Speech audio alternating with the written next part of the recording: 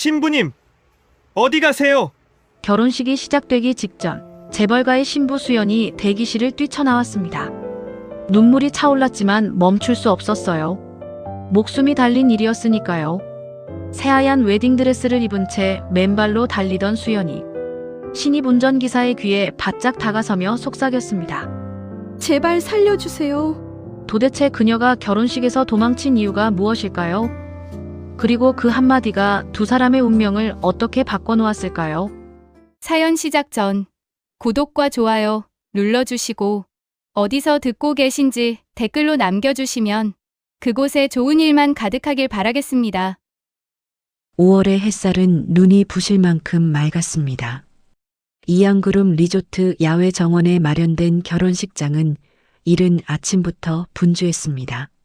수백 송이의 흰 작약과 연분홍 장미가 버질로드 양옆을 따라 탐스럽게 피어 있었고 그 사이사이로 스태프들이 쉴 새 없이 오가며 의자 배치를 맞추고 마이크를 점검하고 있었습니다.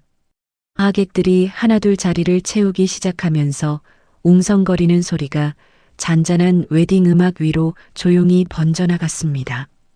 봄볕은 따스했고 꽃향기는 달콤했고 어디를 보아도 완벽한 봄날의 결혼식이었죠. 본관 건물 안쪽 통유리창 너머로 그 모든 풍경이 한눈에 내려다 보이는 신부 대기실에 28 이수연이 앉아 있었습니다.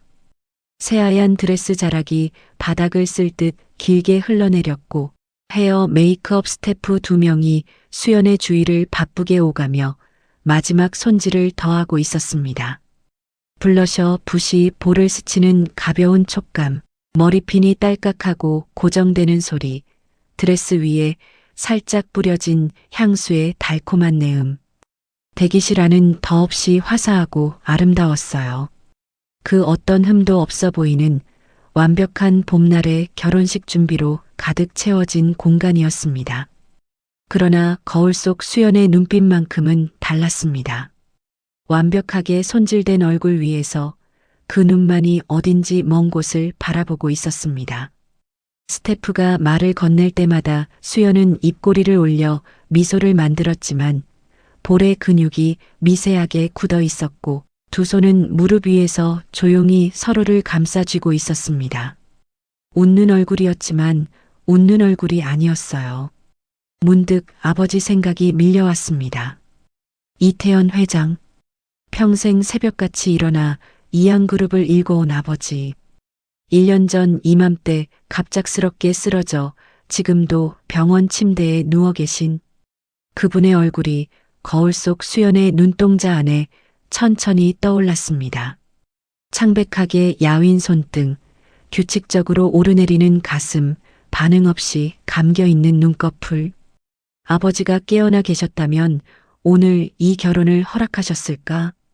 그 생각이 스치는 순간 수연의 손가락 끝에 조용히 힘이 들어갔습니다. 그때 대기실 문이 열렸습니다. 이준혁이었습니다. 짙은 남색 수트를 말끔하게 차려입은 그가 문틈으로 얼굴을 내밀며 입꼬리를 올렸습니다. 오늘 정말 아름답다, 수연아. 목소리는 부드러웠고 미소는 완벽했어요. 그는 가볍게 수연의 어깨를 두드렸는데 그 손이 어깨에 닿는 순간 수연은 자신도 모르게 등 근육이 살짝 굳어드는 것을 느꼈습니다. 온기가 없는 손이었습니다.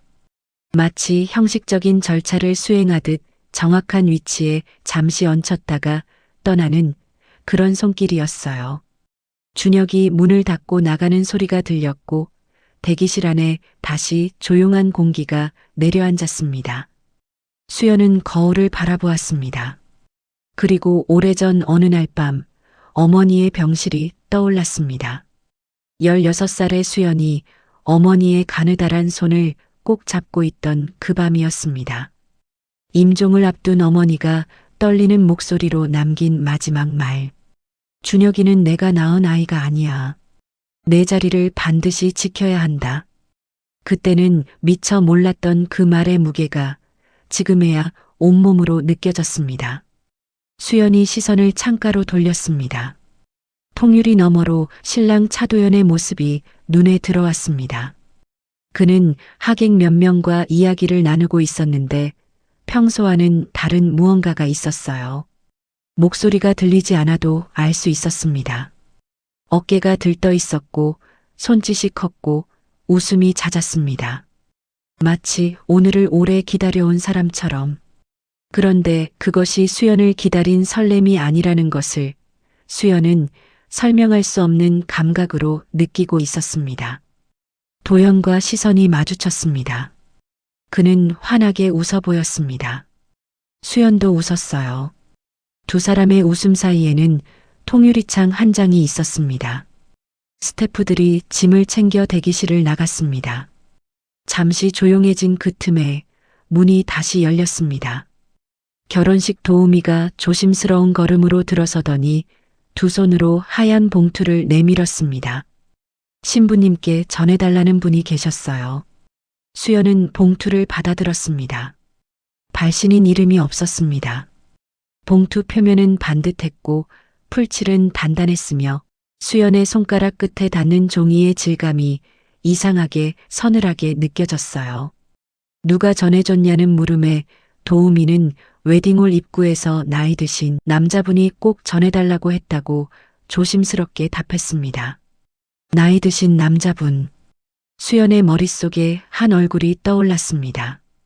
40년간 아버지 곁을 지켜온 송집사였어요. 수연은 도우미에게 잠시 자리를 비워달라고 부탁했고 대기실 문이 닫히는 소리와 함께 혼자가 되었습니다. 봉투를 든 손이 미세하게 떨렸습니다. 열어야 한다는 것을 알고 있었습니다. 그런데도 손가락이 쉽게 움직이지 않았어요. 심장이 조금 빠르게 뛰고 있었습니다. 수연은 천천히, 아주 천천히 봉투 입구에 손가락을 밀어 넣었습니다. 편지지가 반쯤 나오던 바로 그 순간이었습니다. 신부님, 입장 5분 전입니다. 복도 너머에서 밝고 경쾌한 목소리가 울려 퍼졌습니다. 수연의 손이 그 자리에서 멈추었습니다.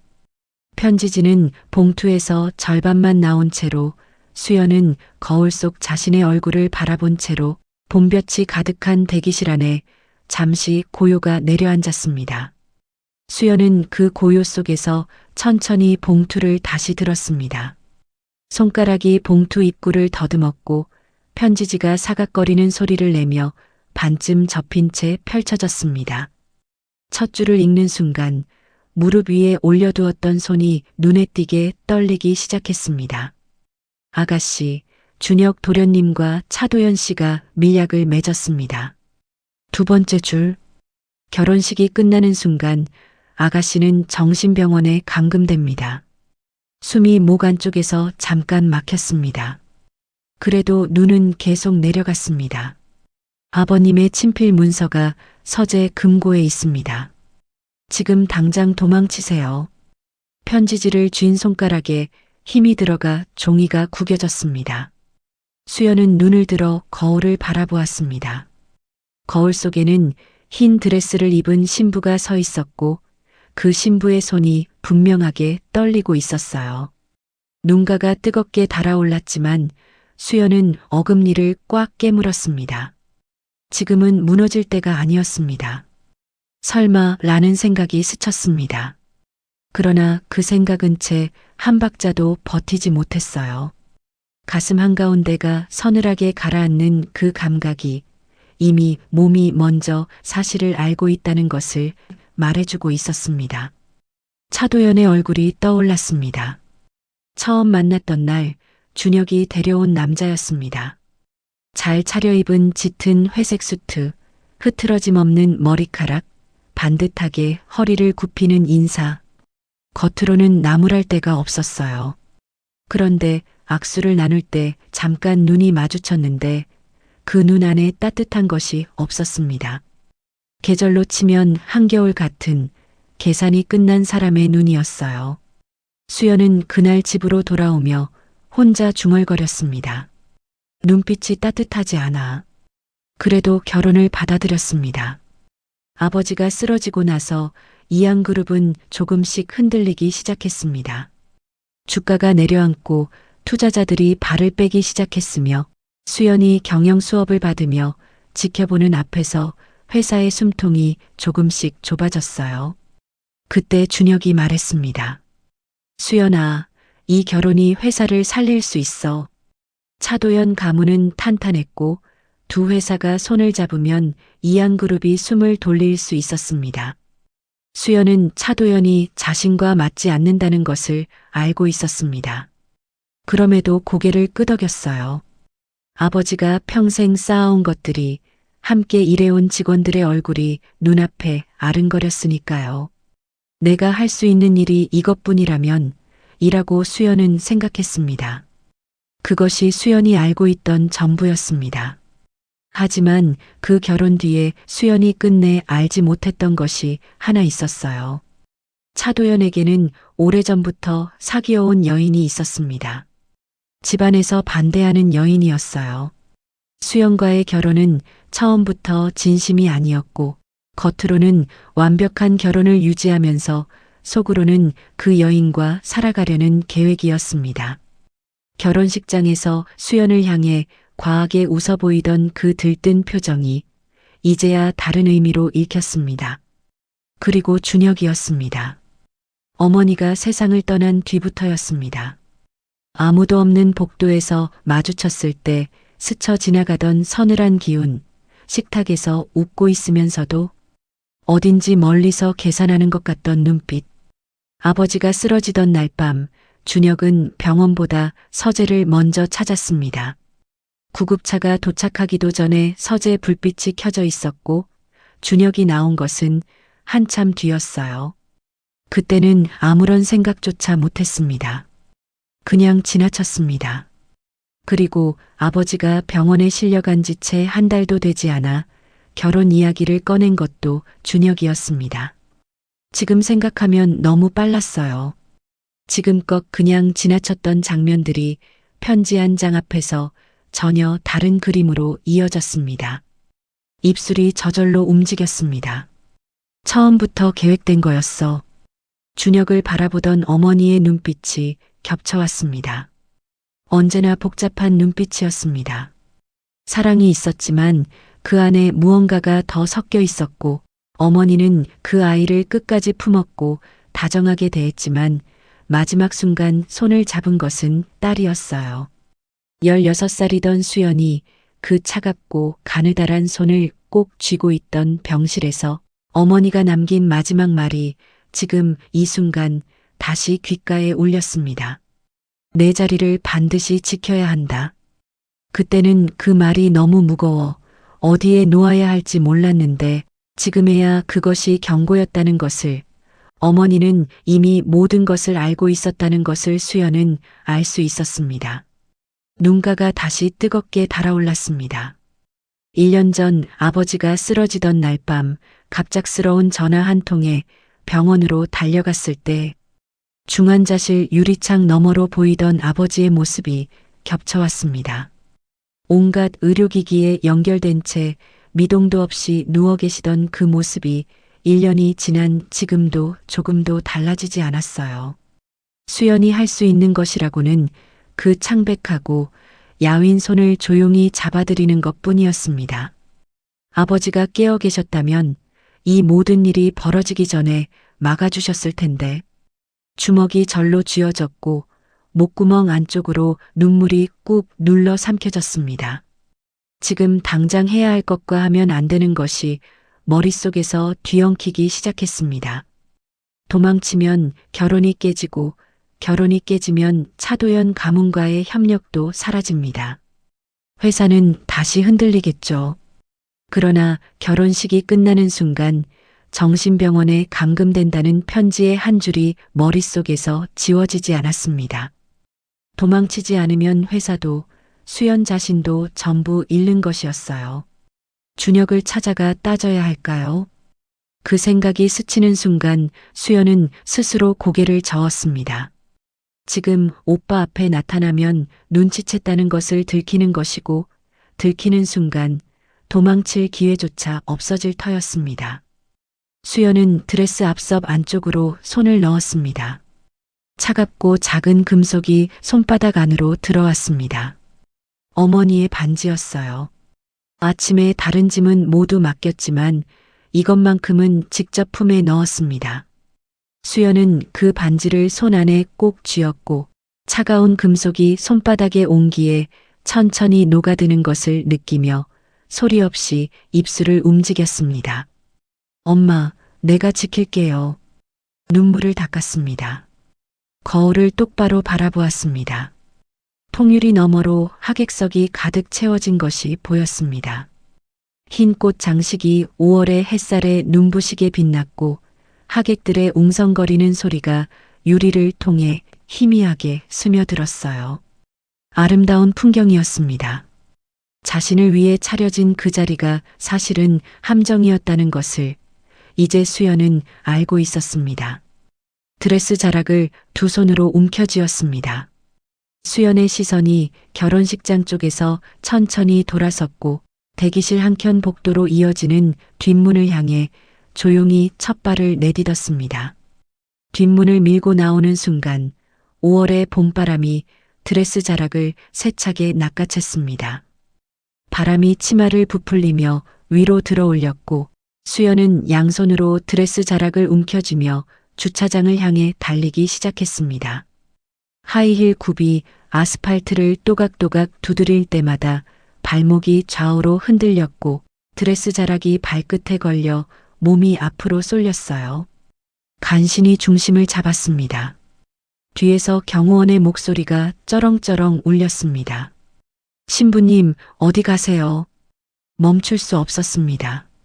수연은 그 자리에서 하이힐을 벗었습니다. 망설임이 없었어요. 오른쪽, 왼쪽, 굽 높은 구두 두 짝이 아스팔트 위에 나뒹굴었고 맨발이 바닥에 닿는 순간 거친 아스팔트의 열기가 발바닥을 통해 올라왔습니다. 따가웠습니다. 그래도 발이 움직였습니다.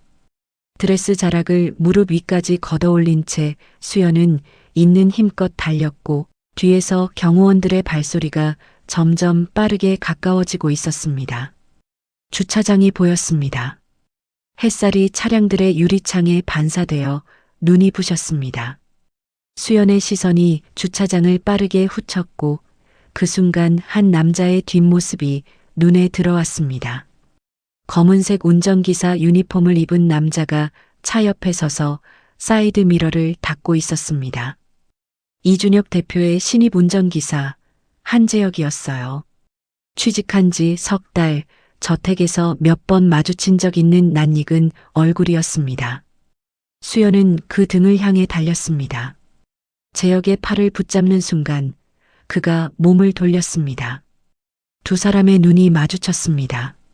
눈물 자국이 남은 얼굴, 헝클어지기 시작한 머리, 맨발 위로 흘러내린 새하얀 드레스. 재혁의 눈이 잠깐 굳었습니다. 수연은 그의 귀 가까이 바짝 다가섰습니다.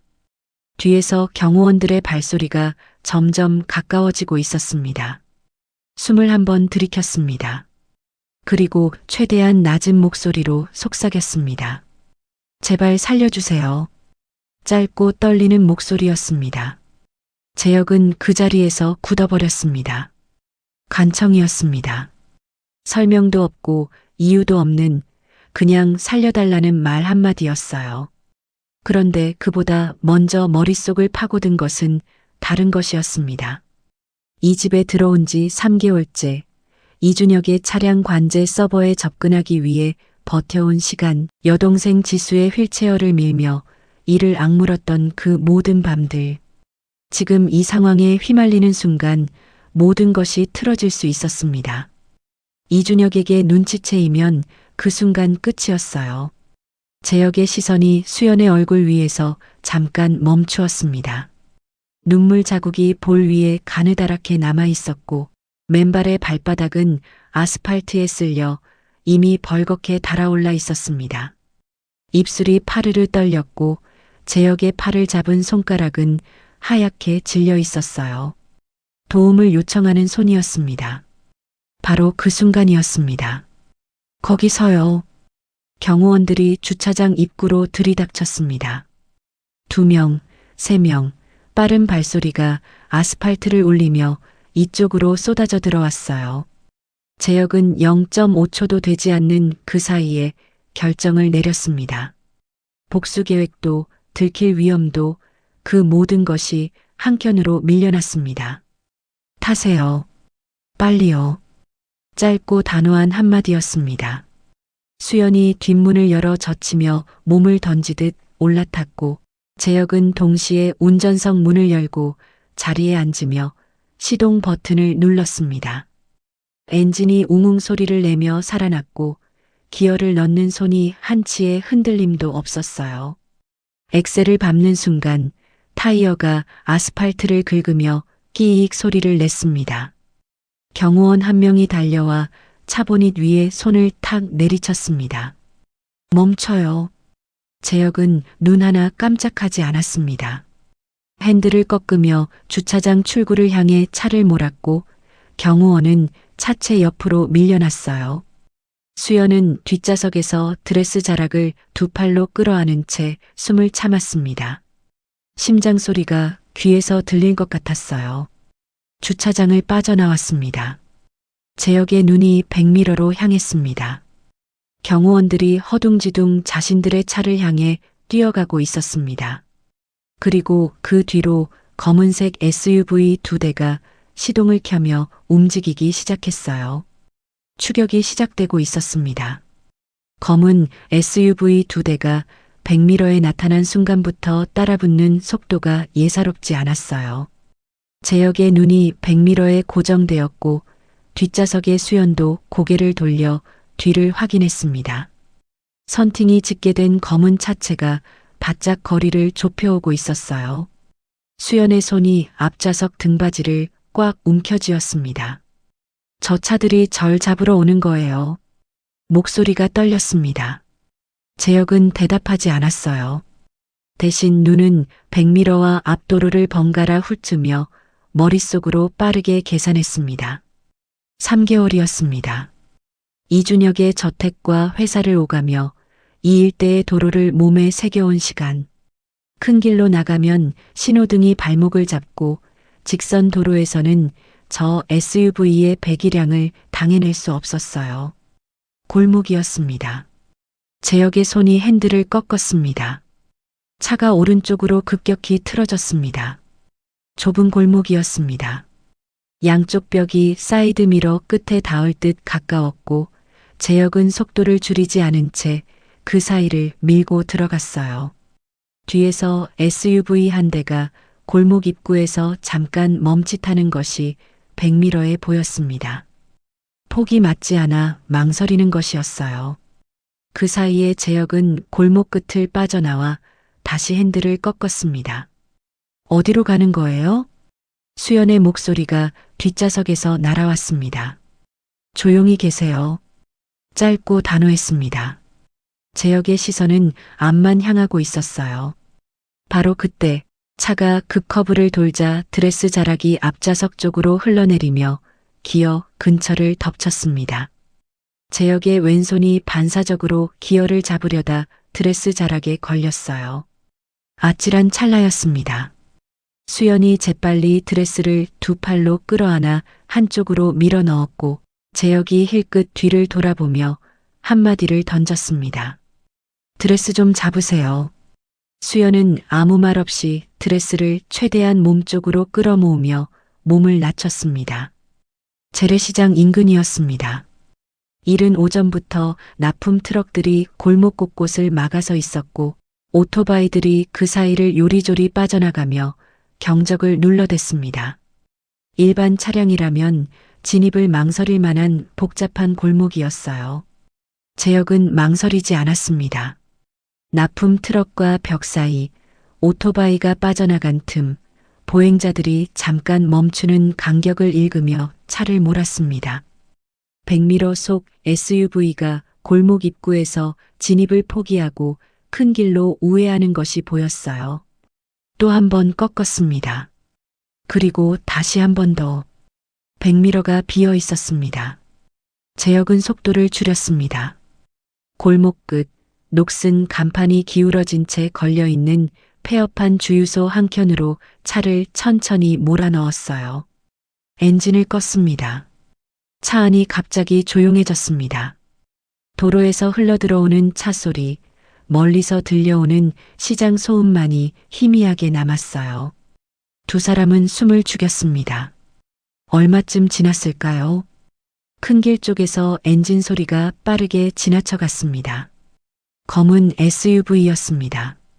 속도를 줄이지 않은 채 주유소 앞을 그대로 통과해 멀어졌어요. 재혁의 눈이 그 소리를 끝까지 따라갔습니다. 소리가 완전히 사라지고 나서야 수연의 어깨가 천천히 내려앉았습니다. 참고 있던 숨이 떨리며 새어나왔어요. 아무도 말하지 않았습니다. 차 안에 무거운 공기가 가라앉았습니다.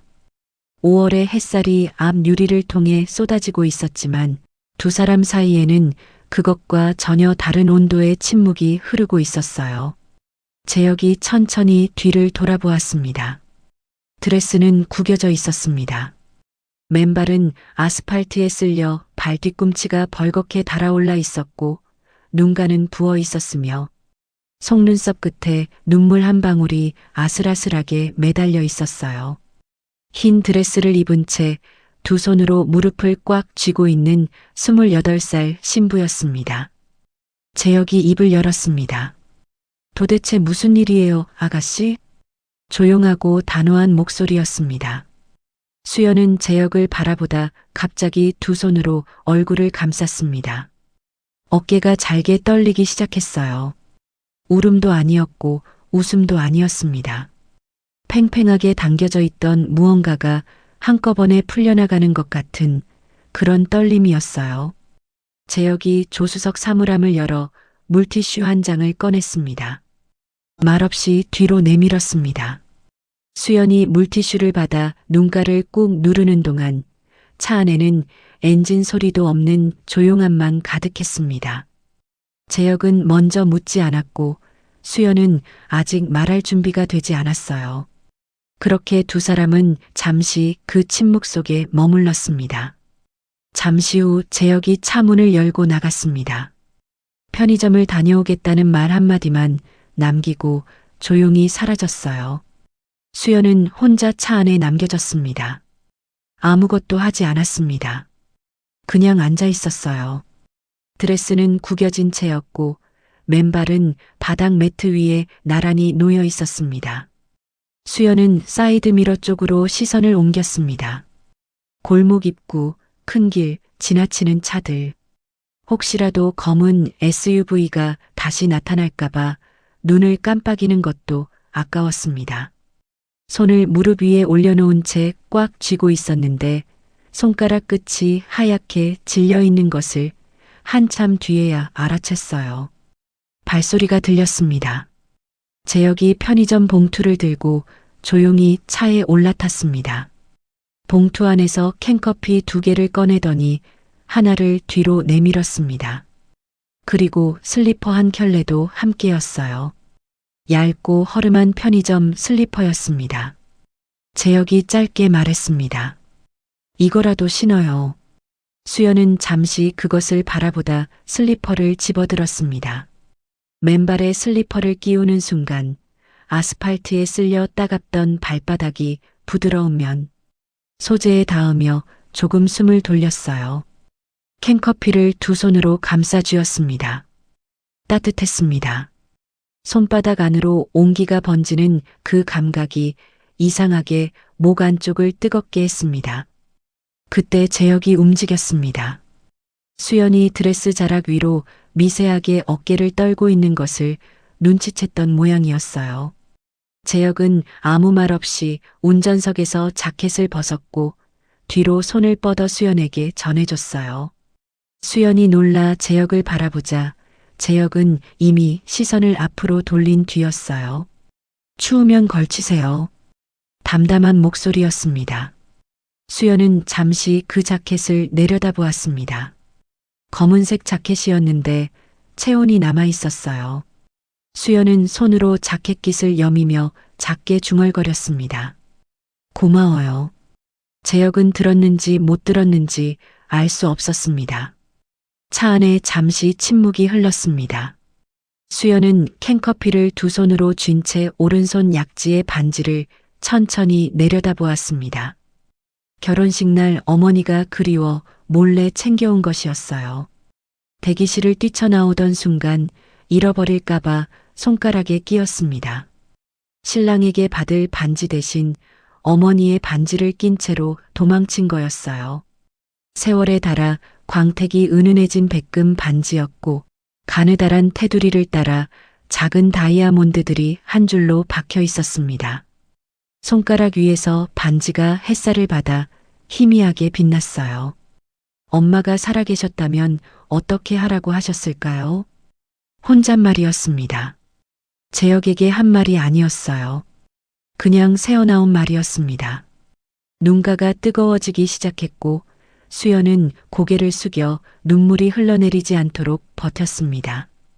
재혁이 말없이 편의점 봉투 안을 뒤적이더니 냅킨 한 장을 꺼내 뒤로 내밀었어요. 수연은 그것을 받아 눈가를 꾹 눌렀습니다. 한참 뒤에 수연이 입을 열었습니다. 처음에는 오늘 아침 이야기부터였습니다. 결혼식 대기실에서 도우미가 건네준 하얀 봉투, 발신인도 없이 수연의 손에 쥐어진 그 봉투 안에 40년간 아버지 곁을 지켜온 송집사의 떨리는 필체가 담겨 있었다는 것. 수연은 말을 고르며 천천히 이어갔습니다.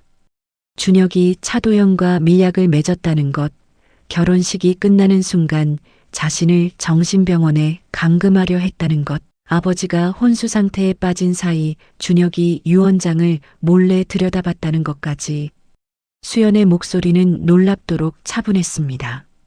다만 말이 길어질수록 캔커피를 쥔 손이 조금씩 더 단단하게 오므라들었어요. 재혁은 앞을 보고 있었습니다. 핸들 위에 얹힌 두 손이 수연의 말이 이어지는 동안 조금씩 굳어갔습니다. 정신병원이라는 말이 나왔을 때 턱 근육이 미세하게 떨렸고 유언장 이야기가 나왔을 때는 시선이 잠깐 창밖으로 향했다가 다시 앞으로 돌아왔어요. 말을 자르거나 되묻지 않았습니다.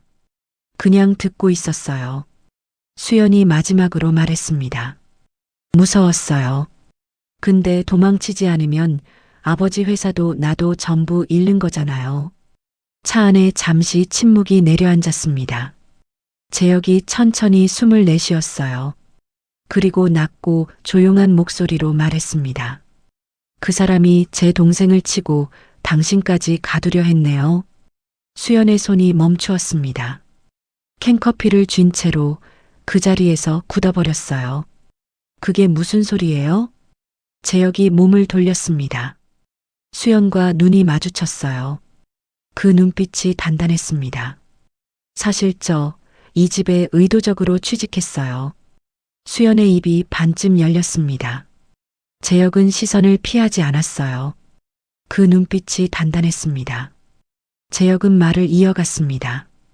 부모님을 일찍 여의고 고등학생 여동생 지수를 혼자 돌봐온 이야기, 대학을 휴학하고 닥치는 대로 일해온 시간들, 그리고 1년 전이었습니다. 동생이 뺑소니 사고로 하반신 불구가 됐어요. 낮고 건조한 목소리였습니다.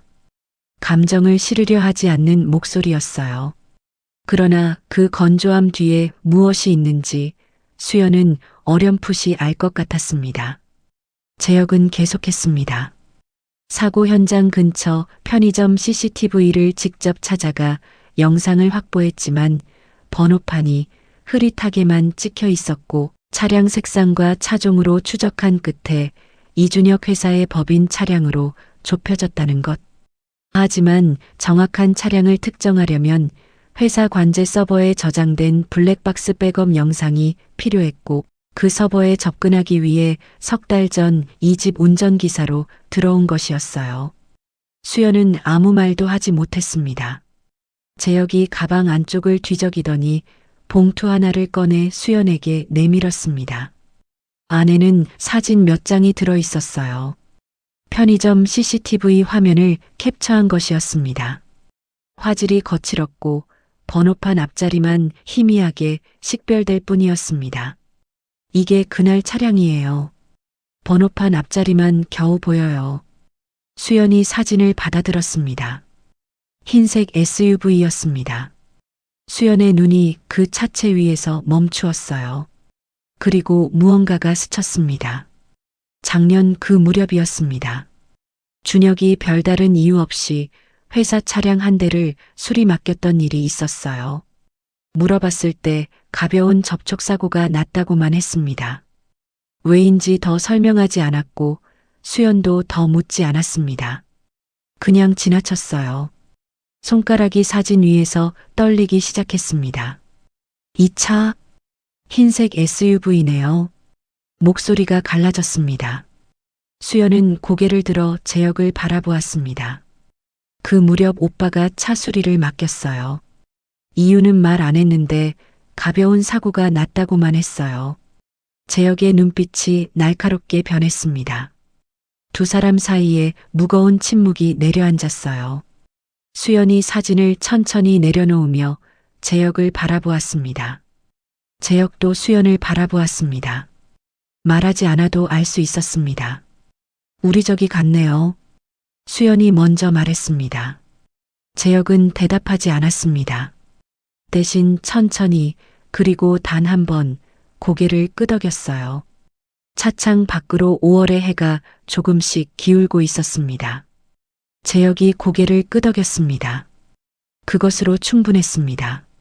차 안에 침묵이 내려앉았고 두 사람은 한동안 아무 말도 하지 않았어요.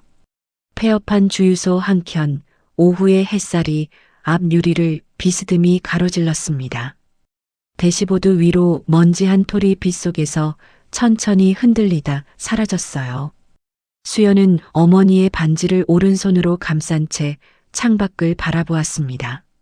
재혁은 핸들 위에 두 손을 올린 채 앞을 보고 있었어요. 말이 없어도 두 사람이 같은 것을 소화하고 있다는 것을 알 수 있었습니다. 먼저 입을 연 것은 수연이었습니다.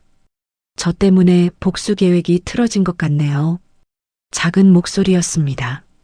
재혁을 향한 말이 아니었어요. 그냥 차 안 어딘가로 흘려보낸 말이었습니다. 재혁이 천천히 고개를 돌렸어요. 수연은 여전히 창밖을 보고 있었습니다. 반지를 감싼 손만이 무릎 위에서 조용히 떨리고 있었어요. 재혁은 잠시 그 옆모습을 바라보다 짧게 웃었습니다. 많이 웃는 사람의 웃음이 아니었어요. 오랫동안 혼자 버텨온 사람이 처음으로 같은 방향을 바라보는 누군가를 만났을 때 나오는 그런 조용하고 낮은 웃음이었습니다. 아니요. 같이 끝냅시다, 우리.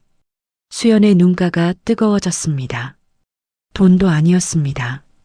위로도 아니었어요.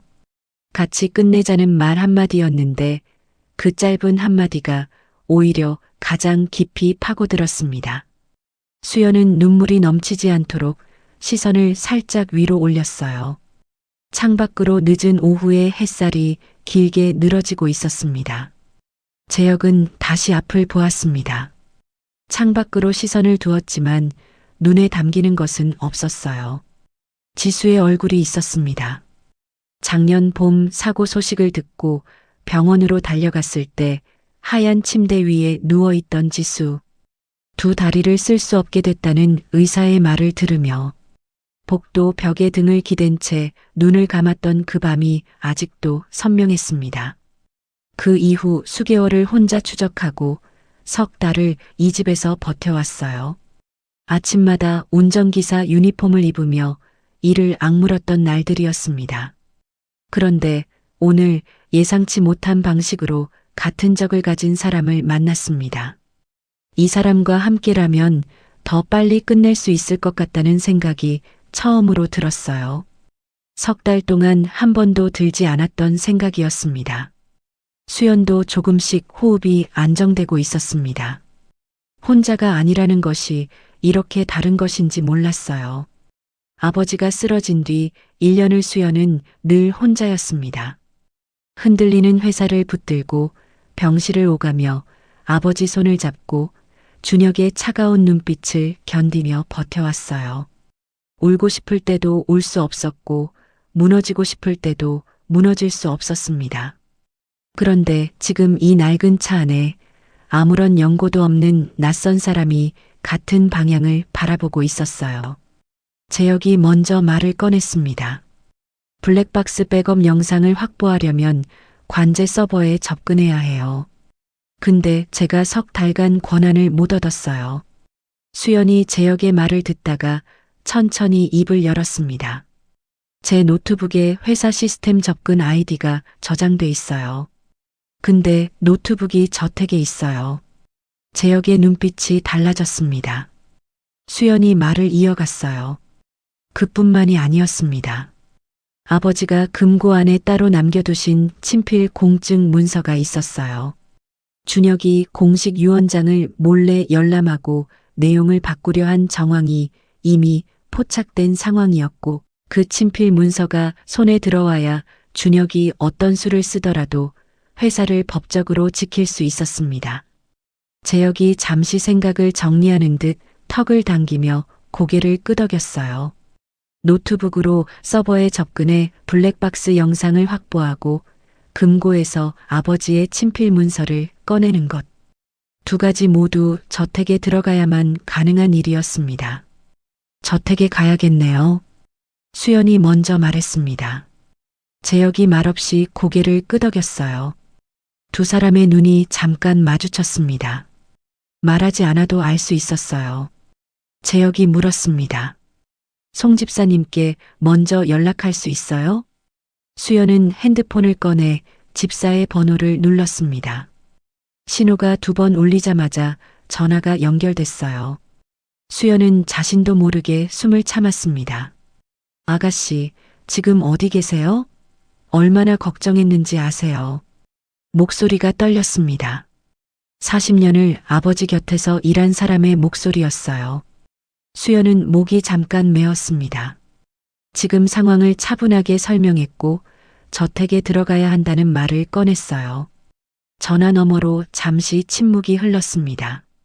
집사가 무언가를 결심하는 것 같은 짧은 침묵이었어요. 그리고 집사의 목소리가 낮아졌습니다. 아가씨, 저도 준비해둔 게 있어요. 수연의 손가락이 핸드폰을 쥔 채 굳었습니다. 집사의 목소리는 떨렸지만 단호했어요. 준혁과 차도연이 서재에서 나누던 미략 대화를 몰래 녹음한 USB, 수연 명의로 예약된 정신병원 입원 서류를 찍어둔 사진, 준혁이 유언장을 들여다보고 내용을 바꾸려 했던 정황까지. 집사는 수연과 단둘이 만날 기회를 오랫동안 찾지 못했다고 했습니다. 결혼 준비 기간 내내 수연 곁에는 항상 준혁 측 사람들이 있었고 결혼식 당일 대기실이 유일한 기회였다고요. 수연의 눈가가 다시 뜨거워졌습니다. 집사님 고마워요. 목소리가 갈라졌습니다. 집사는 잠시 말이 없다가 저택 뒷문 암호와 경호원, 순찰 동선, 오늘 밤 준혁이 저택을 비우는 시간을 차분하게 전달해 주었습니다. 마지막으로 한마디를 덧붙였어요. 더 일찍 알려드렸어야 했는데 죄송합니다, 아가씨. 수연은 고개를 저으며 전화를 끊었습니다. 차 안에 잠시 조용함이 깔렸어요. 수연이 집사에게 들은 내용을 재혁에게 전달했습니다. 뒷문 암호, 경호원 동선, 준혁이 자리를 비우는 시간. 재혁은 말없이 들으면서 눈빛이 조금씩 선명해졌어요. 한 가지씩 확인할 때마다 입술이 조금씩 굳어졌습니다. 노트북으로 서버에 접근해 블랙박스 영상을 확보하고 금고에서 아버지의 친필 문서를 꺼내고 집사의 USB까지 더해지면 준혁을 완전히 무너뜨릴 수 있었습니다. 한 번의 기회였어요. 두 사람은 말없이 같은 방향을 향해 고개를 끄덕였습니다. 재혁이 시동을 걸기 전 잠깐 멈추었습니다. 위험할 수 있어요. 괜찮겠어요? 수연은 오른손으로 어머니의 반지를 꾹 쥐었습니다. 차갑고 단단한 금속이 손바닥 안에서 온기를 받아 천천히 따뜻해졌어요. 세월에 닳아 은은해진 백금 반지였습니다. 어머니가 평생 끼고 살았던 것이었어요. 수연은 그 온기를 손바닥 깊이 느끼며 천천히 입을 열었습니다. 아버지가 지켜주실 거예요. 재혁은 아무 말 없이 시동을 걸었습니다. 엔진 소리가 조용히 깨어났고 차가 천천히 어둠 속으로 빠져나가기 시작했어요. 5월의 저녁 하늘이 붉게 물들고 있었습니다. 저택 근처 공원 주차장이었습니다. 가로등 불빛이 아직 켜지지 않은 이른 저녁, 주차장 한켠에 세워진 차 안에서 수연과 재혁은 말없이 기다렸습니다. 재혁은 사이드 미러로 주차장 입구를 끊임없이 살폈고 수연은 무릎 위에 손을 올린 채 어머니의 반지를 엄지손가락으로 천천히 쓸어내렸어요. 공원 쪽에서 바람이 불어왔고 나뭇잎이 스치는 소리가 조용한 주차장 안으로 희미하게 스며들었습니다. 5월의 저녁은 따뜻해야 했지만 차 안의 공기는 서늘했어요. 두 사람의 숨소리만이 조용히 오갔습니다. 그때 주차장 입구로 낡은 은색 세단 한 대가 천천히 들어왔습니다. 차가 옆자리에 멈추자마자 뒷문이 열렸어요. 송 집사였습니다. 짙은 회색 바람막이를 입은 그가 몸을 숙여 차 안으로 들어서는 순간 수연은 자신도 모르게 숨을 들이켰습니다. 그런데 집사가 자리에 앉기도 전에 먼저 말했습니다. 이 차 도난 신고됐어요. 빨리 제 차로 옮겨야 해요. 세 사람이 재빠르게 움직였습니다. 재혁이 먼저 내려 주변을 살피는 동안 수연이 차에서 내렸고 집사의 은색 세단 뒷좌석으로 몸을 낮추며 들어섰어요. 문이 닫히는 소리와 함께 바깥의 바람 소리가 차단됐습니다. 낯선 차 안의 공기는 오래된 가죽 냄새와 은은한 한약 냄새가 섞여 있었어요. 집사가 평소 마시던 쌍화탕 냄새였습니다. 수연은 어린 시절 저택 집사실에서 맡았던 그 냄새가 이 순간 이렇게 코끝에 닿을 줄은 몰랐어요. 낯선 하루 중에 처음으로 익숙한 것이 닿는 느낌이었습니다. 집사가 수연의 손을 두 손으로 꼭 잡았습니다. 주름이 깊게 팬 손이었어요. 수십 년을 회장 곁에서 일하며 닳고 다른 손이었습니다. 그 손이 수연의 손을 감싸는 순간 집사의 눈가가 붉어졌어요. 아가씨, 많이 놀라셨죠? 더 일찍 알려드렸어야 했는데 정말 죄송합니다. 수연은 고개를 저었습니다. 목이 메어 말이 쉽게 나오지 않았어요. 집사님 잘못이 아니에요. 집사는 입술을 한번 꾹 다물었다가 천천히 말을 이어갔습니다. 결혼 준비 기간 내내 수연 곁에는 항상 준혁 측 사람들이 있었습니다. 집사가 수연에게 다가가려 할 때마다 번번이 막혔어요. 몇 번은 복도에서 마주칠 기회도 있었지만 그때마다 경호원이 먼저 자리를 지키고 있었습니다. 혼자 속을 태우며 기다리던 집사가 결정적인 계기를 잡은 것은 결혼식 전날 밤이었어요. 준혁과 차도연이 서재에서 나누는 목소리를 우연히 들었습니다. 복도 끝에 서서 숨을 죽인 채 그 대화를 끝까지 들었어요. 정신병원 입원 날짜까지 확정됐다는 말을 듣는 순간 집사의 두 손이 옆구리 쪽에서 주먹으로 쥐어졌습니다. 더 이상 기다릴 수 없었어요. 결혼식 당일 대기실 수연이 잠시 혼자 있을 그 순간이 유일한 기회였습니다. 집사의 목소리가 잦아들었습니다. 그 침묵 속에서 집사가 바람막이 안주머니로 손을 넣었습니다. 꺼낸 것은 새끼손가락 두 마디만 한 작고 검은 USB였어요. 손때가 묻어 모서리가 조금 달아 있었습니다. 집사는 그것을 수연의 손바닥 위에 조심스럽게 올려놓았어요. 준혁 도련님 목소리가 선명하게 담겼습니다. 도연 씨와의 밀약, 정신병원 계획까지 전부요. 수연이 USB를 두 손으로 감싸 쥐었습니다. 작고 차가운 금속이었어요. 그런데 그 작은 것 안에 집사가 혼자 버텨온 몇 달이 담겨 있었습니다. 들킬까봐 숨죽이며 녹음 버튼을 눌렀을 그 순간들이 서류를 몰래 사진 찍으며 손을 떨었을 그 밤들이 이 조그마한 금속 안에 고스란히 들어 있었어요. 수연의 눈가가 뜨거워졌습니다. 눈물이 차오르는 것을 느끼며 아랫입술을 지그시 깨물었어요. 바로 그 순간 집사의 표정이 굳었습니다. 아가씨, 서둘러야 해요.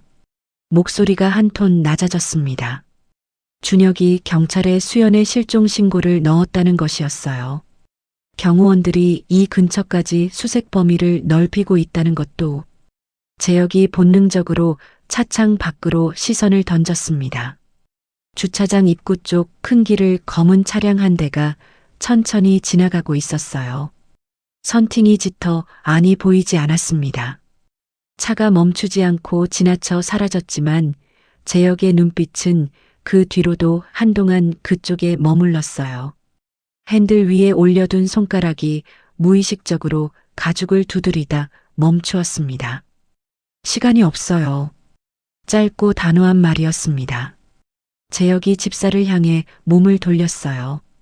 집사님, 저희가 저택에 들어가는 사이 경찰서로 가주실 수 있어요? USB 증거를 직접 제출해 주시면 경찰이 움직일 수 있습니다. 집사가 망설임 없이 고개를 끄덕였습니다. 제가 모든 걸 설명하겠습니다. 수연이 집사의 손을 꼭 잡았습니다. 아까 집사가 수연의 손을 잡았던 것처럼 이번에는 수연이 먼저였어요. 집사님만 믿어요. 집사의 눈에서 눈물 한 줄기가 주름진 볼을 타고 소리 없이 흘러내렸습니다. 집사는 서둘러 눈가를 손등으로 훔치며 목소리를 가다듬었어요. 회장님이 지켜보고 계실 거예요. 그 한마디가 차 안에 조용히 내려앉았습니다. 수연도 재혁도 한동안 말이 없었어요. 창밖으로 어둠이 조금씩 짙어지고 있었습니다. 집사가 다시 입을 열었습니다. 오늘 밤 준혁이 차도현과 함께 저택을 비우는 시간이 있었어요. 2시간이었습니다. 집사는 저택 뒷문 암호를 재혁에게 낮은 목소리로 전달했어요. 경호원이 복도를 순찰하는 간격, 사각지대가 생기는 위치, 서재로 올라가는 가장 빠른 동선까지 하나씩 짚어주었습니다. 재혁은 말없이 들으면서 눈을 가늘게 뜨고 집사의 말을 머릿속에 새겼어요. 정보가 하나씩 쌓일 때마다 재혁의 턱 근육이 조금씩 단단해졌습니다. 머릿속에서 동선이 그려지고 있다는 것을 수연도 알 수 있었어요. 재혁이 이 집에 들어온 석 달 동안 혼자 익혀온 저택 구조가 집사의 정보와 맞물리며 하나의 경로로 좁혀지고 있었습니다. 2시간이에요. 그 안에 들어갔다 나와야 해요. 집사가 마지막으로 수연의 손을 한 번 더 꼭 쥐었습니다. 증거만 확보하고 바로 나오세요.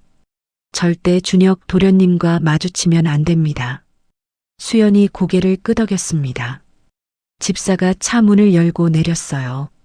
바깥 공기가 한 줄기 밀려들었고 문이 닫히자 다시 조용해졌습니다. 수연은 창밖으로 집사의 뒷모습을 바라보았어요. 어깨가 조금 굽어 있었습니다. 40년을 아버지 곁에서 일한 사람의 등이었어요. 집사의 은색 세단이 천천히 주차장을 빠져나가 불빛 속으로 사라졌습니다. 재혁이 수연을 바라보았습니다. 갑시다. 시간이 없어요. 조용하지만 단호한 목소리였어요. 수연은 어머니의 반지를 손가락으로 한 번 더 꾹 눌렀습니다. 차가운 금속이 손가락 마디에 단단하게 닿았어요. 재혁이 시동을 걸었고 차가 천천히 어둠 속으로 움직이기 시작했습니다. 저택까지는 얼마 남지 않았어요. 저택 뒷문 앞이었습니다. 어둠이 완전히 내려앉은 밤이었어요. 담장 너머로 가로등 불빛이 희미하게 새어 들어왔고 풀벌레 소리가 끊임없이 울렸습니다. 재혁이 집사에게 전달받은 암호를 손가락으로 천천히 눌렀어요.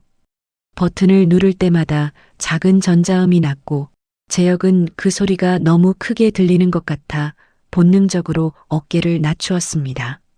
마지막 번호를 누르는 순간 딸깍 소리와 함께 무거운 철문이 안쪽으로 밀렸어요.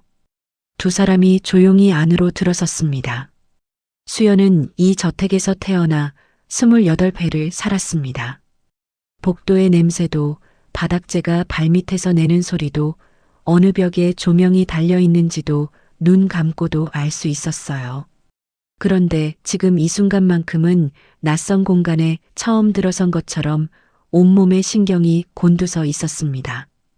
재혁이 앞장서며 집사에게 전달받은 경호원 순찰 동선을 머릿속으로 되짚었어요. 두 사람은 말 한마디 없이 어둠 속을 걸었습니다. 서재로 향하는 복도 중간이었습니다. 발소리가 들렸어요. 재혁이 순간적으로 수연의 팔을 잡아 복도 옆 어두운 공간으로 몸을 밀어 넣었습니다. 두꺼운 커튼 뒤였어요. 수연이 벽에 등을 바짝 붙이는 순간 발소리가 점점 가까워졌고 손전등 불빛이 커튼 틈 사이로 가느다랗게 스며들었습니다. 수연은 숨을 완전히 멈추었어요. 심장 소리가 귓속에서 쿵쿵 울렸지만 몸은 미동도 하지 않았습니다. 재혁도 마찬가지였어요. 커튼 뒤에서 두 사람의 어깨가 거의 닿아 있었습니다. 경호원의 발소리가 느리게 지나갔습니다. 손전등 불빛이 멀어지고 발소리가 복도 끝으로 사라졌어요. 수연이 막혔던 숨을 조심스럽게 내뱉었습니다. 재혁이 눈빛으로 괜찮냐고 물었어요. 수연이 고개를 끄덕이자 재혁이 먼저 커튼 밖을 살피고 나서 수연에게 손짓했습니다. 서재 문 앞에 섰습니다. 재혁이 문 손잡이를 천천히 소리가 나지 않도록 돌렸어요. 문이 열리는 순간 서재 안의 공기가 복도로 흘러나왔습니다. 오래된 책 냄새와 나무 냄새, 그리고 그 안에 섞인 아버지의 냄새였어요. 수연의 발이 문턱에서 잠깐 멈추었습니다.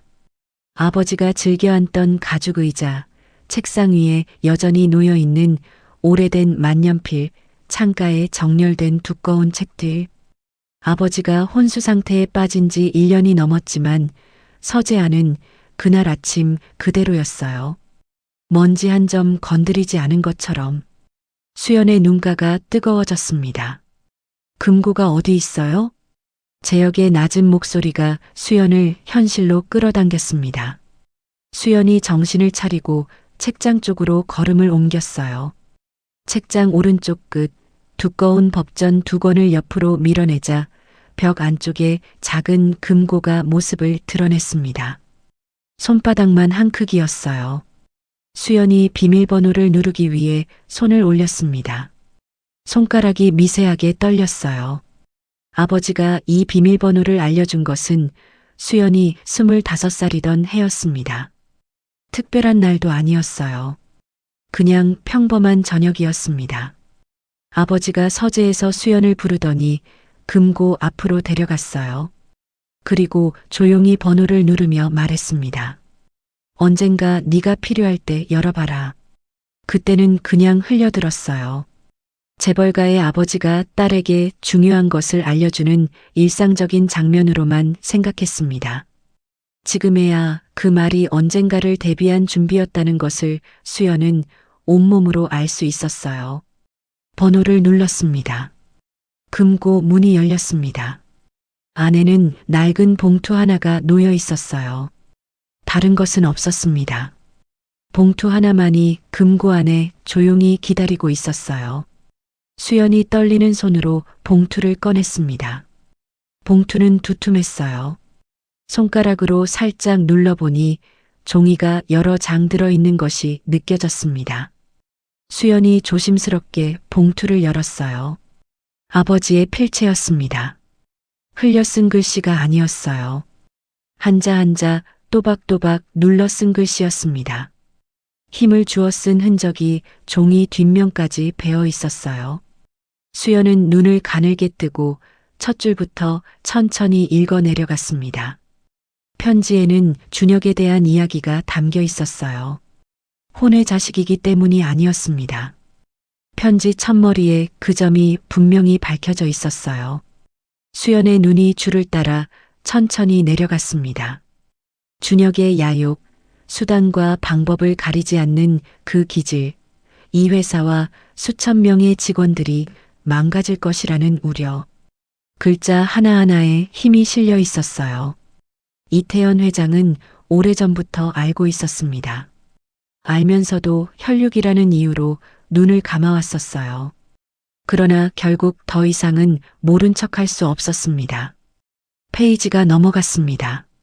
만일 자신에게 무슨 일이 생기면 수연이 이 회사를 이끌어가길 바란다는 당부가 이어졌어요. 직원들을 지켜달라고, 평생 지켜온 것들을 수연의 손으로 이어가 달라고. 수연의 손가락이 그 줄 위에서 잠깐 멈추었습니다. 편지 마지막 장하단에는 공증 확인 도장이 찍혀 있었어요. 법적 효력이 있는 친필 문서였습니다. 이준혁이 공식 유언장에 손을 댈 경우를 대비해 이태현 회장이 따로 준비해뒀었습니다. 수연만 아는 번호로 잠긴 금고 안에 조용히 기다리고 있었어요. 수연은 손가락이 편지 위에서 멈추었습니다. 편지 마지막 장에 이르렀어요. 아버지의 글씨가 앞부분보다 조금 굵어져 있었습니다. 힘을 더 주어 쓴 것이 느껴졌어요. 수연아, 내 어미를 닮아 누구보다 강한 아이니까.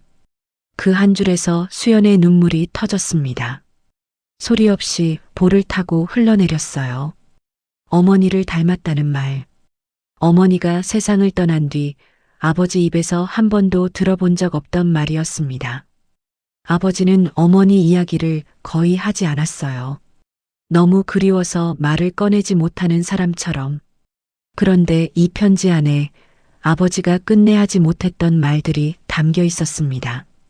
수연이 편지를 가슴에 꼭 안았습니다. 아버지, 이제 제가 지킬게요. 아주 낮은 목소리였어요. 재혁은 그 말을 들으며 시선을 창밖으로 돌렸습니다. 말없이 옆을 지켰어요. 수연이 눈물을 닦고 편지를 조심스럽게 접어 드레스 품 안에 넣었습니다. 두 사람은 서재를 나와 수연의 방으로 향했어요. 복도를 이동하는 내내 재혁이 앞장서며 경호원 동선을 피해 걸었습니다. 수연의 방은 2층 끝이었어요. 문을 조용히 열고 들어서자 오래된 익숙한 냄새가 났습니다. 수연이 책상 앞에 앉아 노트북을 열었어요. 자동 로그인 화면이 켜지기를 기다리는 동안 재혁이 옆에 서서 화면을 들여다보았습니다. 관제 서버 화면이 열렸습니다. 사고 날짜가 언제예요? 수연이 재혁에게 조용히 물었어요. 재혁이 날짜를 말했습니다. 작년 5월 7일이었어요. 수연의 손가락이 키보드 위를 빠르게 움직였습니다. 로딩 화면이 돌아가기 시작했어요. 재혁이 자신도 모르게 오른손을 쥐었다 폈다 했습니다. 화면이 바뀌기를 기다리는 몇 초가 몇 분처럼 느껴졌어요. 화면에 파일 하나가 떴습니다.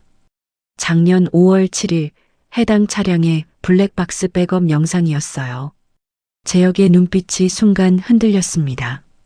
1년이었어요. 편의점 CCTV를 뒤지고 번호판을 추적하고 이 집에 들어와 석 달을 버텨온 시간이 화면 안에 담겨 있었습니다. 재혁은 아무 말도 하지 않았어요. 다만 아래 집수를 지그시 깨물었습니다. 수연이 USB를 꽂고 저장을 시작했습니다. 진행바가 천천히 채워졌어요. 두 사람은 숨을 참으며 화면을 응시했습니다. 10%, 20%. 복도에서 소리가 날 때마다 재혁의 눈이 방문 쪽으로 향했다가 다시 화면으로 돌아왔어요. 90%, 100%. 저장 완료 메시지가 뜨는 순간 재혁이 눈을 감으며 길게 숨을 내쉬었습니다. 어깨가 조금 내려앉았어요. 수연이 USB를 뽑아 재혁에게 건넸습니다. 재혁이 말없이 받아 바지 주머니에 넣었어요. 수연은 아버지의 편지를 꺼내 자켓 안주머니에 조심스럽게 밀어 넣었습니다. 뛰는 동안 잃어버리면 안 됐어요. 두 사람이 각자 품에 지닐 것을 챙긴 셈이었습니다. 방을 나서기 전 수연이 잠깐 멈추었어요. 어린 시절부터 살아온 방이었습니다.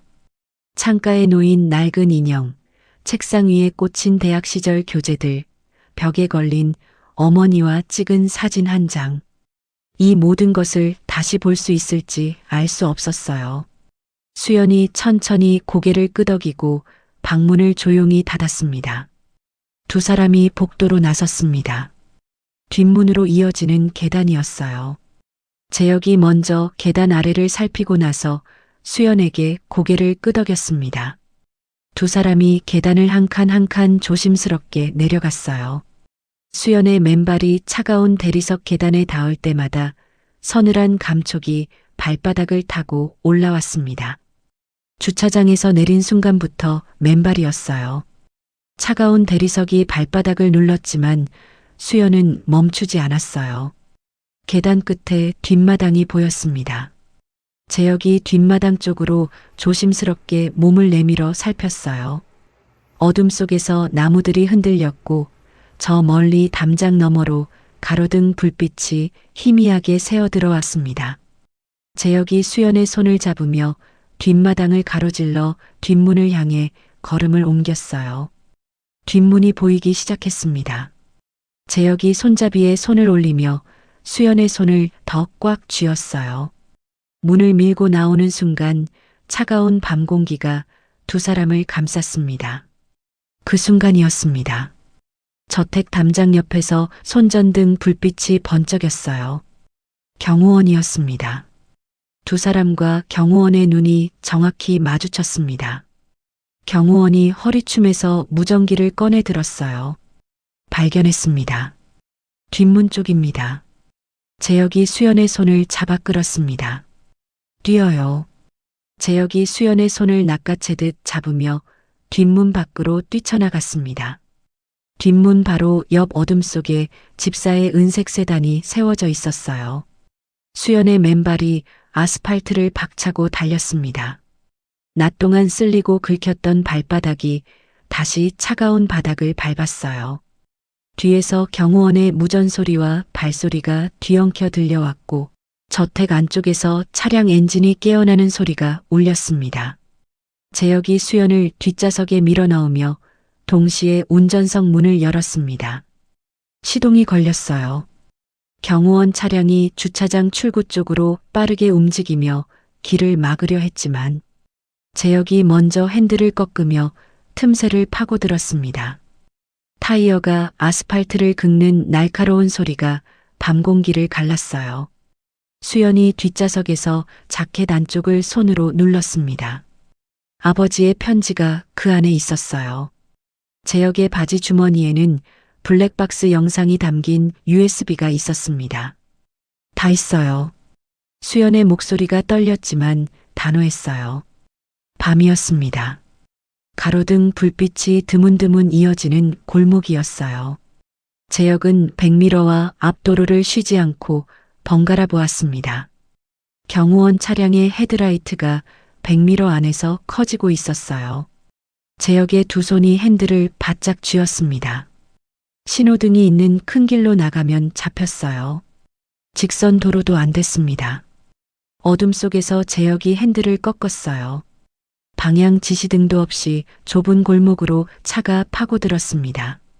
경호원 차량의 헤드라이트가 직진하며 멀어졌어요. 한 번 더 꺾었습니다. 그리고 또 한 번.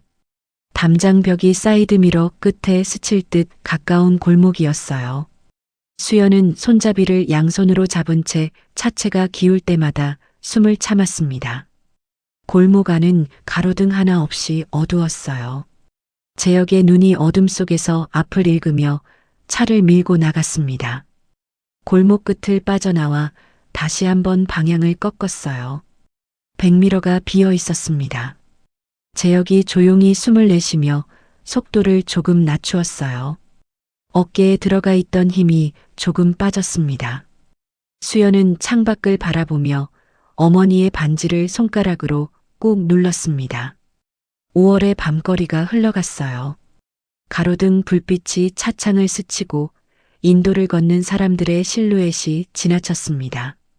오늘 하루가 떠올랐어요. 결혼식 대기실에서 편지를 받아들던 순간, 맨발로 주차장을 달리던 순간, 서재에서 아버지의 필체를 손가락으로 쓸어내리던 순간까지 그 모든 것이 오늘 단 하루 안에 있었습니다. 긴 하루였어요. 가장 긴 하루였습니다. 저 멀리 경찰서 건물이 보이기 시작했습니다. 파란 간판에 불이 켜져 있었어요. 수연의 가슴이 조금 빠르게 뛰었습니다. 다 왔습니다. 바로 그 순간이었습니다.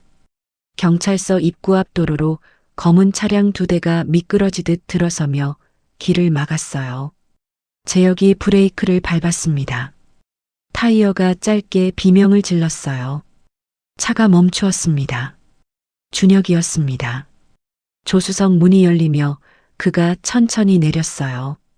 짙은 네이비 수트를 입은 채 경찰서 입구를 등지고 섰습니다. 경호원 2명이 양옆에 자리를 잡았어요. 준혁의 입꼬리가 올라갔습니다. 여전히 부드럽고 나긋나긋한 표정이었어요. 수연아, 차에서 내려. 오빠가 다 설명해 줄게. 재혁이 수연을 바라보았습니다. 수연이 고개를 끄덕였어요. 재혁이 먼저 차에서 내렸고 수연이 드레스 자락을 여미며 천천히 문을 열고 섰습니다. 맨발이 아스팔트에 닿았어요. 차갑고 단단한 감촉이었습니다. 수연은 그 감촉을 발바닥으로 느끼며 숨을 한번 고르고 준혁을 바라보았어요. 재혁이 수연의 옆에 나란히 섰습니다. 준혁의 시선이 재혁에게로 향했습니다. 눈빛이 차갑게 굳었어요. 준혁이 수연 쪽으로 한 걸음 다가섰습니다. 목소리를 낮추며 말했어요. 네가 오해한 거야. 저 운전기사가 너를 깨어낸 거라고. 지금 네가 무슨 짓을 하는지 알아? 회사가 어떻게 되는지 생각해 봤어? 수연은 눈 하나 깜짝하지 않았습니다. 오빠 다 알고 있어요. 그 한마디였어요. 길게 설명하지 않았습니다. 더 말할 필요도 없었어요. 수연이 준혁의 눈을 똑바로 바라보고 있었습니다. 오늘 하루 동안 편지를 읽고 금고를 열고 아버지의 필체를 손가락으로 쓸어내렸던 그 수연이 지금 여기 서 있었어요. 그 눈빛 안에 그 모든 것이 담겨 있었습니다. 준혁의 얼굴 근육이 미세하게 움직였어요. 겉으로는 침착한 척했지만 눈빛이 조금씩 흔들리고 있었습니다. 증거도 없으면서 무슨 소리야. 준혁이 짧게 내뱉었어요. 수연이 자켓 안쪽으로 손을 넣었습니다. 꺼낸 것은 집사가 건네준 USB였어요. 여기 다 담겨 있어요. 준혁의 눈빛이 USB를 향해 박혔습니다. 그리고 경호원들에게 눈짓을 보냈어요. 경호원들이 수연과 재혁을 향해 발을 내디디려는 순간이었습니다. 재혁이 앞으로 한 발 나섰습니다. 준혁을 바라보며 낮고 조용하게 그러나 또렷하게 말했어요. 작년 5월 7일 기억하세요? 경호원들의 발이 그 자리에서 멈추었습니다. 준혁의 얼굴에서 남아있던 여유가 한꺼번에 빠져나갔어요. 눈이 가늘어졌고 입술이 굳었습니다. 작년 5월 7일 재혁의 여동생이 하반신 불구가 된 그 밤이었어요. 준혁이 직접 운전한 차량이 지수를 치고 달아난 그 밤이었습니다. 블랙박스를 삭제하고 경찰에 압력을 넣어 사건을 덮었던 그 밤이었어요. 재혁은 그것을 알고 있었습니다. 경찰서 앞 공기가 순식간에 얼어붙었습니다. 경찰서 문이 열렸습니다. 집사였어요. 경찰관 2명과 함께였습니다. 집사가 경찰관들 앞에서 준혁을 향해 손을 들었어요. 저 사람입니다. 이준혁 대표입니다. 경찰관들이 준혁을 향해 걸음을 옮겼습니다. 준혁이 뒤를 돌아보았어요. 경찰관의 손이 준혁의 팔 위에 얹혔습니다. 이준혁 씨, 동행해 주셔야겠습니다. 준혁이 수연을 바라보았습니다. 수연은 시선을 피하지 않았어요. 두 사람의 눈이 마주쳤습니다. 준혁의 눈 안에서 무언가가 흔들리다 꺼졌어요. 그가 고개를 돌리며 경찰관에게 이끌려 경찰서 안으로 들어갔습니다. 재혁이 조용히 옆에 서 있던 다른 경찰관에게 한 걸음 다가서며 바지 주머니에서 USB를 꺼냈어요. 별도로 제출할 증거가 있습니다. 작년 5월 7일 뺑소니 사건 블랙박스 영상입니다. 경찰관이 USB를 받아들며 잠시 확인했습니다. 그리고 수연을 바라보았어요. 안으로 들어오시겠어요? 진술을 받아야 합니다. 수연이 고개를 끄덕였습니다. 그리고 경찰서 문을 향해 첫 발을 내딛었어요. 오늘 하루를 버텨온 몸이 그제야 긴장을 내려놓는 것 같았습니다. 다리에 힘이 빠지는 것을 느끼며 수연이 한 발을 뒤로 물렸어요. 집사가 달려와 수연의 손을 두 손으로 잡았습니다. 집사의 눈에서 눈물이 흘러내렸어요. 주름진 볼을 타고 소리 없이 흘렀습니다. 수연이 그 손을 꼭 쥐었어요. 집사님, 고마워요. 목소리가 조금 갈라졌습니다. 재혁은 두 사람에게서 한 발짝 물러나 서 있었어요. 고개를 숙이고 눈을 감은 채였습니다. 1년이었어요. 지수가 병원 침대에 누운 날부터 오늘 이 순간까지 눈시울이 뜨거워졌지만 소리를 내지 않았어요. 그냥 눈을 감은 채로 서 있었습니다. 집사가 하늘을 바라보며 말했습니다. 회장님이 보고 계실 거예요. 경찰서 앞 5월의 밤바람이 세 사람의 어깨를 조용히 감쌌습니다. 모든 것이 밝혀지는 데는 생각보다 오랜 시간이 걸리지 않았습니다. 준혁은 유언장 조작 시도, 정신병원 감금 공모, 뺑소니 가해 및 도주, 경찰 압력을 통한 사건 은폐 혐의로 구속됐습니다. 수사가 시작되자 그동안 숨죽이고 있던 사람들이 하나둘 입을 열었어요. 그 중에서도 결정적이었던 것은 회사 차량 담당 직원의 증언이었습니다. 작년 5월 7일 저녁 이준혁 대표가 직접 차량 키를 가져갔다는 것. 재혁이 제출한 블랙박스 백업 영상과 그 증언이 맞아떨어지면서 준혁이 직접 운전한 차량이 지수를 쳤다는 사실이 법적으로 확정됐습니다. 차도연도 사기 혼인 공모와 이양그룹 지분 불법 취득 시도 혐의로 추가 수사를 받게 됐어요. 오래전부터 사귀어온 여인의 존재가 밝혀지면서 결혼 자체가 처음부터 속임수였다는 것도 드러났습니다. 정략 결혼이 깨지고 회사가 다시 흔들릴 것이라는 우려도 있었습니다. 하지만 오히려 반대였어요. 이양그룹을 둘러싼 시장의 분위기가 달라지기 시작했습니다.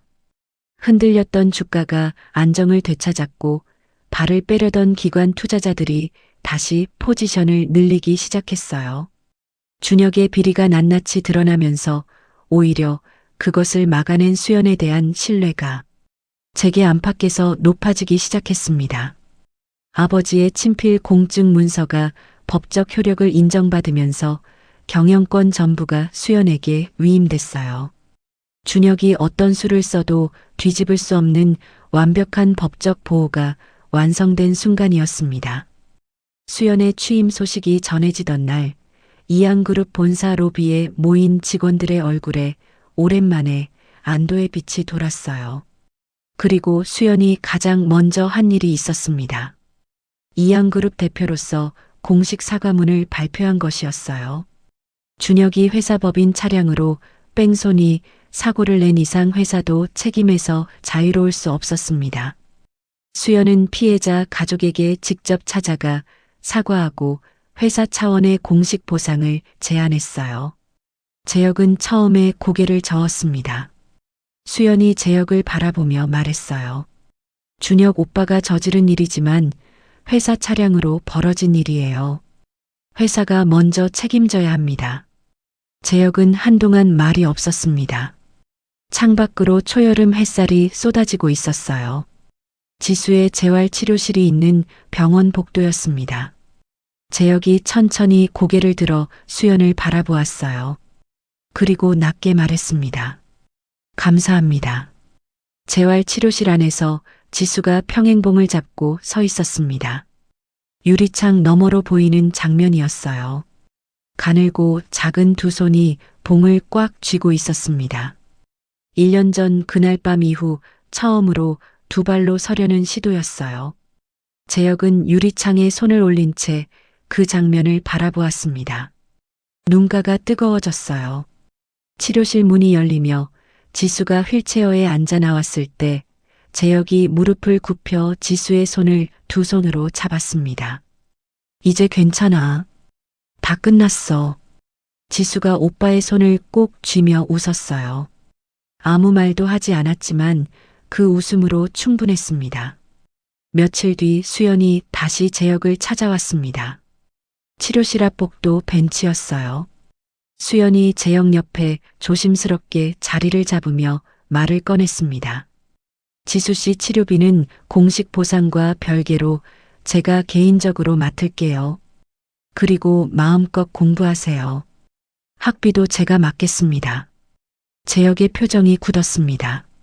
치료비는 감사한데 학비는 받을 수 없어요.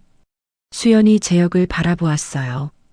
잠시 말이 없다가 천천히 입을 열었습니다. 사례가 아니에요. 나중에 우리 회사에서 다시 만나고 싶어서요. 재혁이 수연을 바라보았습니다. 수연의 눈빛이 흔들리지 않았어요. 재혁은 한동안 말이 없었어요. 창밖으로 햇살이 복도 바닥을 길게 가로지르고 있었습니다. 재혁이 조용히 고개를 끄덕였어요. 복학 신청서를 제출한 것은 그로부터 일주일 뒤였습니다. 오랫동안 서랍 안에 넣어뒀던 서류였어요. 대학 행정실 창구에 서류를 내밀 때 손이 잠깐 멈추었다가 건네졌습니다. 재혁이 행정실 문을 열고 나왔어요. 캠퍼스에 초여름 바람이 불고 있었습니다. 오가는 학생들의 웃음소리가 여기저기 흩어졌어요. 재혁은 벤치에 앉아 하늘을 바라보았습니다. 오랜만에 어깨에서 무게가 사라진 것 같은 느낌이었어요. 입꼬리가 자신도 모르게 올라갔습니다. 모든 것이 정리된 후 수연이 가장 먼저 찾아간 곳은 아버지 병실이었습니다. 복도 끝 창가 쪽 병실이었어요. 문을 열고 들어서자 의료기기 소리가 규칙적으로 울렸습니다. 1년째 변하지 않는 소리였어요. 수연이 아버지 침대 옆 의자에 앉아 그 손을 조심스럽게 잡았습니다. 창백하고 야윈 손이었어요. 손등에 링거 자국이 남아 있었습니다. 아버지, 다 지켰어요. 목소리가 조금 떨렸습니다. 수연이 아버지의 손을 두 손으로 감싸쥐며 말을 이어갔어요. 아버지가 믿어주신 덕분에 해낼 수 있었다고 금고 안에 남겨두신 편지가 얼마나 큰 힘이 됐는지 말을 하다 보니 눈물이 볼을 타고 흘러내렸습니다. 수연은 닦지 않았어요. 그냥 흘리며 말을 이어갔습니다. 그 순간이었습니다. 아버지의 손가락 끝이 아주 미세하게 움직였어요. 수연이 그것을 느끼는 순간 숨이 멎었습니다. 손가락이 다시 한번 아주 작게 그러나 분명하게 움직였어요. 아버지, 떨리는 목소리였습니다. 눈물이 흐르는데 웃음이 동시에 터져 나왔어요. 수연이 자리에서 일어나 복도를 향해 달렸습니다. 간호사를 부르는 목소리가 하얀 복도를 가득 채웠어요. 그날 이후 아버지의 상태가 조금씩 달라지기 시작했습니다. 처음에는 손가락이었어요. 수연이 손을 잡으면 미세하게 반응이 왔습니다. 그 다음에는 눈꺼풀이었어요. 의사가 자극을 줄 때 눈꺼풀이 아주 조금씩 떨렸습니다. 완전한 의식이 돌아온 것은 아니었지만 아버지가 긴 잠에서 조금씩 깨어나고 있다는 것을 의료진도 수연도 알 수 있었어요. 수연은 그 과정을 하루도 빠지지 않고 곁에서 지켜봤습니다. 취임 첫날도, 이사회가 있는 날도, 가장 바쁜 날에도 퇴근 후 반드시 병실에 들렀어요. 아버지의 손을 잡고 오늘 있었던 일을 조용히 이야기하다 돌아오는 것이 수연의 하루 마지막이었습니다. 그렇게 이듬해 봄이 왔습니다. 수연이 평소처럼 아버지 병실 문을 열고 들어섰어요. 그런데 달랐습니다. 아버지가 눈을 뜨고 있었어요. 수연이 그 자리에서 굳어버렸습니다. 심장이 쿵 내려앉았어요. 아버지가 천천히 고개를 돌려 수연을 바라보았습니다. 1년이 넘는 시간 동안 감겨있던 눈이었어요. 그 눈이 지금 수연을 향하고 있었습니다. 가느다란 목소리였어요. 수연아. 수연이 달려가 아버지의 손을 잡으며 엉엉 울었습니다. 소리를 참지 않았어요. 오랫동안 혼자 버텨온 것들이 한꺼번에 터져나왔습니다. 결혼식 대기실에서 편지를 받아들던 순간부터 맨발로 주차장을 달리던 순간, 서재에서 아버지의 필체를 손가락으로 쓸어내리던 순간까지 그 모든 것이 지금 이 병실 안에서 한꺼번에 밀려왔어요. 아버지가 떨리는 손으로 수연의 손등을 천천히 토닥였습니다. 말은 없었어요. 하지만 그것으로 충분했습니다. 수연이 울면서도 웃으며 말했어요. 아버지, 많이 기다렸어요. 아버지의 눈가에 눈물이 맺혔습니다. 병실 창문으로 따뜻한 봄볕이 조용히 스며들어왔어요. 며칠 후였습니다. 캠퍼스 앞 벚꽃이 만개한 오후였어요. 수연이 캠퍼스 정문 앞에 서 있었습니다. 얼마 지나지 않아 저쪽에서 재혁이 걸어오는 것이 보였어요. 가방을 한쪽 어깨에 걸친 채였습니다. 재혁이 수연을 발견하고 걸음을 멈추었어요. 두 사람이 마주보며 잠시 서 있었습니다. 말이 없었어요. 작년 이맘때 함께 달리고 숨죽이고 뛰었던 모든 것들이 말없이 스쳐 지나갔습니다. 맨발로 아스팔트를 달리던 수연, 핸들을 꺾으며 골목을 파고들던 재혁, 경찰서 앞에서 어깨를 나란히 했던 그 밤까지 수연이 먼저 걸음을 내디디며 재혁의 옆에 나란히 섰어요. 두 사람이 아무 말 없이 캠퍼스 길을 걷기 시작했습니다. 봄바람이 불어와 수연의 머리카락을 살랑했어요. 벚꽃잎 한 장이 두 사람의 어깨 사이로 날아와 바닥에 내려앉았습니다. 재혁이 걸으면서 조용히 말했어요. 그날 엑셀 밟길 잘했네요.